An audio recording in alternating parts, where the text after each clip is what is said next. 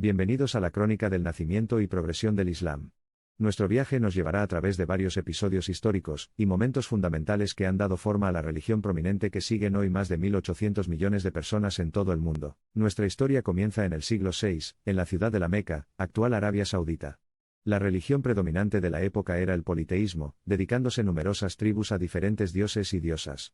En medio de este entorno politeísta, el Islam nació como una religión monoteísta, enfatizando la creencia en un solo Dios o Alá. Ahora, profundicemos en la persona detrás del inicio islámico, el profeta Mohammed, SWS nacido en la Meca en el año 570 después de Cristo, creció hasta convertirse en comerciante y pensador, preocupado por la decadencia moral y las desigualdades sociales que prevalecen en su sociedad. Su naturaleza introspectiva lo impulsó hacia la meditación y la soledad, lo que llevó a la primera revelación en el año 610 después de Cristo cuando tenía 40 años. Este evento marcó el comienzo de las revelaciones coránicas, dictando las creencias fundamentales del Islam, y la piedra angular de sus principios teológicos y morales. Con orígenes humildes, la naciente religión encontró una feroz oposición de los politeístas predominantes, lo que influyó en Mohammed, S.W.S., para que emigrara a Medina por seguridad en el año 622 después de Cristo, marcando el primer año en el calendario lunar islámico. Esta migración, o égira, no fue simplemente un cambio geográfico sino también un punto de inflexión en la historia islámica.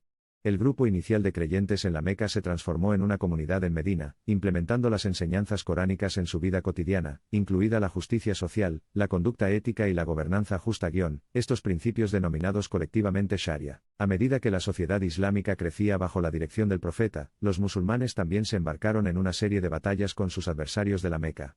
Después de años de confrontación, el Tratado de Hudaybiyah en 628 allanó el camino para una tregua entre las dos ciudades, estableciendo un alto el fuego de 10 años y permitiendo al profeta Mohammed, S.W.S., y sus compañeros completar la peregrinación del Hajj en la Meca en 629 Con el paso de los años, el Islam amplió aún más su influyente huella. En 630 la Meca cayó en manos de los musulmanes sin derramamiento de sangre, y el profeta Mohammed, S.W.S., como símbolo de la unidad islámica, entró triunfalmente en la ciudad y erradicó el sistema de adoración de ídolos existente en la Kaaba, restableciéndolo como un lugar de culto monoteísta. Sin embargo, el pináculo del ascenso del profeta Mahoma fue el año 632 cuando pronunció su último sermón durante el Hajj. Este sermón consagró los principios fundacionales del Islam, enfatizando la santidad de la vida humana, y la importancia de la unidad de todos los musulmanes independientemente de su tribu, raza o color. Entre otras doctrinas, también abolió cualquier forma de usura, y declaró la igualdad entre hombres y mujeres. Tras una breve enfermedad, el profeta Mahoma falleció en Medina el 8 de junio de 632. Su muerte, sin embargo, no marcó el fin del Islam sino más bien el comienzo de su mayor expansión, influyendo y remodelando las sociedades y culturas que encontró. Después de su fallecimiento, surgió la cuestión de la sucesión dentro de la comunidad musulmana. La mayoría de los suníes creían que el liderazgo debería continuar a través de los compañeros cercanos del profeta, y la minoría chiita argumentó que el liderazgo debería haberse derivado de su linaje, particularmente a través de su primo y yerno Alí. Este desacuerdo fundamental condujo al cisma entre suníes y chiitas, que ha persistido hasta la actualidad. Un avance importante durante este periodo fue la compilación y estandarización del Corán, el texto sagrado del Islam. Durante el califato del tercer califa, Uthman ibn Affan, alrededor del año 652 después de Cristo, ordenó la preparación de copias oficiales del Corán basadas en la versión promovida por el profeta. A lo largo de ese periodo, las batallas de Kazajstán, Turkmenistán, Uzbekistán, Afganistán y Pakistán fueron campos de batalla cruciales para expandir el reino árabe hacia el este. En medio de estas dinámicas ideológicas y territoriales, se estableció el califato omeya en el año 661 después de Cristo, con capital en Damasco. Esto marcó el cambio del centro de poder islámico de Medina a Damasco y, finalmente, se trasladó a Bagdad bajo el califato abasí alrededor del año 750 después de Cristo. La era abasí es a menudo aclamada como la Edad de Oro del Islam debido a sus importantes contribuciones a las artes, la cultura, la literatura, la ciencia y la filosofía. La Casa de la Sabiduría, establecida en Bagdad en el siglo VIII, se convirtió en el epicentro para traducir y preservar el conocimiento griego, romano, persa, indio y chino al idioma árabe, influyendo significativamente en el discurso científico y cultural global de esa época. Otra era definitoria fue la Edad de Oro islámica, generalmente conocida como la época de prosperidad y exploración a finales del siglo VII después de Cristo. Durante esta época, las entidades políticas islámicas se extendieron desde la península ibérica en Occidente hasta Asia Central en Oriente.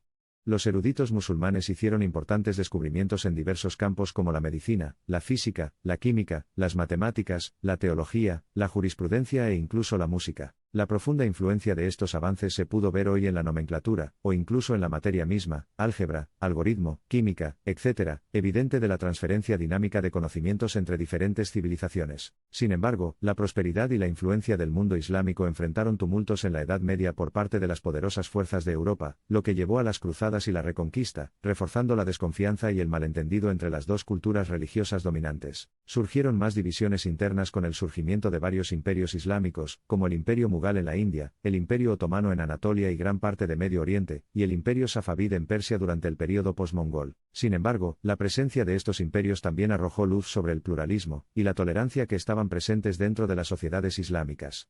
Mahmud de Gazna en el subcontinente indio, y Solimán el Magnífico en el Imperio Otomano son ejemplos de líderes musulmanes que respetaban las diferentes religiones y promovían la armonía religiosa. El período moderno temprano condujo al surgimiento de potencias coloniales europeas, particularmente británicas y francesas, en Asia y África. En el siglo XIX, la mayor parte del mundo islámico estaba bajo dominio colonial. Las consecuencias económicas, intelectuales y psicológicas de esta experiencia colonial resuenan incluso hoy. A principios del siglo XX se produjo la abolición del califato otomano por parte de la República Turca en 1924. Esto marcó el fin de una institución centenaria, que produjo sentimientos de pérdida y vacío espiritual entre los musulmanes de todo el mundo. La última parte del siglo XX, y principios del siglo XXI han sido testigos de los debates en curso sobre el Islam político, la democracia islámica, los derechos humanos, los derechos de las mujeres dentro del Islam, y la búsqueda de una cosmovisión islámica contemporánea, y relevante en la era de globalización y modernidad. Hoy en día, el Islam es la segunda religión más grande a nivel mundial, con un amplio espectro de seguidores, prácticas e interpretaciones, que muestran la diversidad inherente presente dentro de la religión. A lo largo de los 14 siglos de su existencia, el Islam ha demostrado ser una tradición religiosa dinámica y resiliente, que se adapta y evoluciona consistentemente en respuesta a los desarrollos sociopolíticos y filosóficos que lo rodean. Sus enseñanzas de unidad, paz, justicia social y disciplina espiritual continúan influyendo en las vidas de casi una cuarta parte de la población mundial. Nuestro viaje termina aquí, pero la historia del Islam continúa.